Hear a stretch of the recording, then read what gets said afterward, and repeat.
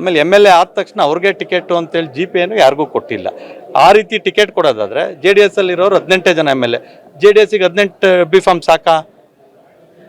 224 ಕ್ಷೇತ್ರದಲ್ಲಿ ಗೆದ್ದ MLAಗಳಿಗೆ ಎಲ್ಲರಿಗೂ ಟಿಕೆಟು ಅಂತೇಳಿ ಹೇಳಿದ್ರೆ 2028ಕ್ಕೆ ನಡೆಯೋ ಚುನಾವಣೆಯಲ್ಲಿ 18 B.Pharm ಸಾಕಾಗ್ತದೆ JDSಗೆ. ಅವ್ರು 70-80 ಸೀಟ್ ಬೇಕು ಅಂತಿದ್ದಾರೆ. ಗೆಲ್ಲ ಸೀಟ್ಗಳಿಗೆ ಟಿಕೆಟ್ ಬೇಕು ಅಂತಾರೆ. ಚನ್ನಪಟ್ಟಣ ಏನಾಯಿತು, ಹಾಸನ ಏನಾಗುತ್ತೆ ಗೊತ್ತಿರುತ್ತಲ್ಲ. ಹಂಗಾಗಿ ಸ್ವರೂಪ್ ಅವರು ಹೊಸದಾಗಿ ರಾಜಕಾರಣಕ್ಕೆ ಬಂದರೆ ಅವ್ರ ತಂದೆ ಭಾಳ ಹಿರಿಯರಿದ್ದರು, 4 ಸಲ ಗೆದ್ದಿದ್ರು. ಅದರ ಅನುಕಂಪ ಅವತ್ತಿನ ರಾಜಕೀಯ ಪರಿಸ್ಥಿತಿಯಲ್ಲಿ ಗೆದ್ದಿದ್ದಾರೆ. ಪ್ರತಿದಿನ ಲಾಟ್ರಿ ಟಿಕೆಟ್ ಹೊಡೆಯೋದಿಲ್ಲ, ಕೆಲಸ ಮಾಡಬೇಕು. ಲಾಟ್ರಿ ಟಿಕೆಟಲ್ಲಿ ಏನೇನು ಅನುಕೂಲ ಆಗಿರುತ್ತೆ ಅದು ಲಾಟ್ರಿ ಟಿಕೆಟ್ ಒಂದೇ ಸಲ ಅನುಕೂಲ ಆಗೋದು. ಶ್ರಮ, ಪರಿಶ್ರಮ ಮತ್ತು ಬದ್ಧತೆಯಿಂದ ನಾನು ಕೆಲಸ ಮಾಡಬೇಕು, ಅವರು ಕೆಲಸ ಮಾಡಬೇಕು.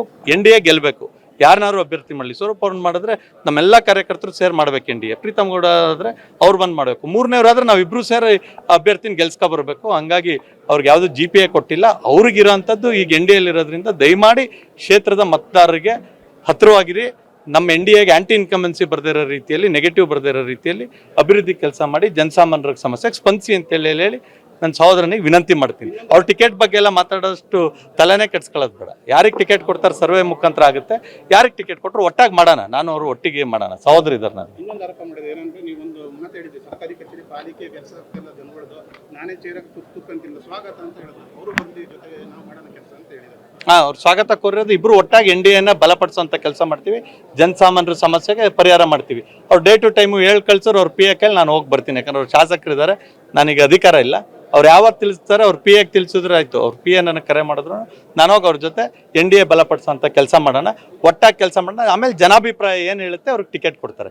ಪ್ರೀತಮ್ ಗೌಡಂಗೆ ಟಿಕೆಟು ಅಂತ ಒಂದು ಕ್ಷಣಕ್ಕೂ ಹೇಳ್ತಿಲ್ಲ ನಾನು. ಈ ಜನಾಭಿಪ್ರಾಯ ಏನಿದೆ ಅವ್ರ ಪರವಾಗಿ ನಾನಿಲ್ಲ. ಆಮೇಲೆ MLA ಆದ ತಕ್ಷಣ ಅವ್ರಿಗೆ ಟಿಕೆಟು ಅಂತೇಳಿ GPಯನ್ನು ಯಾರಿಗೂ ಕೊಟ್ಟಿಲ್ಲ. ಆ ರೀತಿ ಟಿಕೆಟ್ ಕೊಡೋದಾದರೆ JDS ಅಲ್ಲಿರೋರು 18 ಜನ MLA, JDSಗೆ 18 B.Pharm ಸಾಕಾ?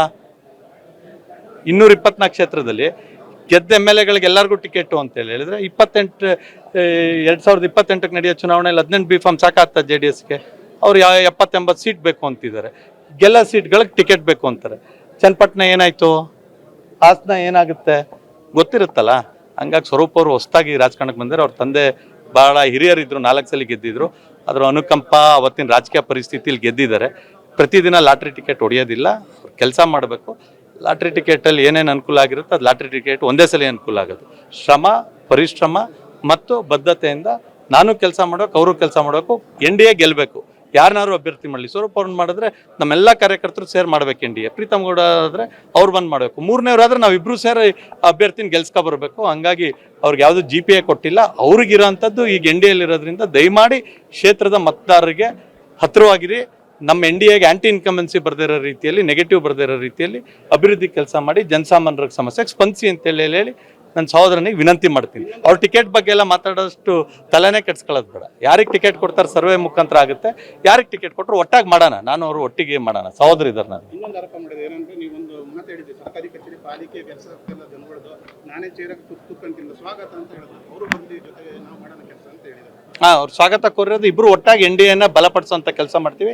ಜನಸಾಮಾನ್ಯರ ಸಮಸ್ಯೆಗೆ ಪರಿಹಾರ ಮಾಡ್ತೀವಿ. ಅವ್ರು ಡೇ ಟು ಟೈಮು ಹೇಳಿ ಕಳ್ಸೋರು ಅವ್ರ PA ಕೈಲಿ ನಾನು ಹೋಗಿ ಬರ್ತೀನಿ. ಯಾಕಂದ್ರೆ ಅವ್ರು ಶಾಸಕರಿದ್ದಾರೆ, ನನಗೆ ಅಧಿಕಾರ ಇಲ್ಲ. ಅವ್ರು ಯಾವತ್ತು ತಿಳಿಸ್ತಾರೆ ಅವ್ರ PAಗೆ ತಿಳಿಸಿದ್ರೆ ಆಯಿತು. ಅವ್ರ PA ನನಗೆ ಕರೆ ಮಾಡಿದ್ರು, ನಾನು ಹೋಗಿ ಅವ್ರ ಜೊತೆ NDA ಬಲಪಡಿಸೋಂಥ ಕೆಲಸ ಮಾಡೋಣ, ಒಟ್ಟಾಗಿ ಕೆಲಸ ಮಾಡೋಣ. ಆಮೇಲೆ ಜನಾಭಿಪ್ರಾಯ ಏನು ಹೇಳುತ್ತೆ ಅವ್ರಿಗೆ ಟಿಕೆಟ್ ಕೊಡ್ತಾರೆ. ಪ್ರೀತಮ್ ಗೌಡಂಗೆ ಟಿಕೆಟು ಅಂತ ಒಂದು ಕ್ಷಣಕ್ಕೂ ಹೇಳ್ತಿಲ್ಲ ನಾನು. ಈ ಜನಾಭಿಪ್ರಾಯ ಏನಿದೆ ಅವ್ರ ಪರವಾಗಿ ನಾನಿಲ್ಲ.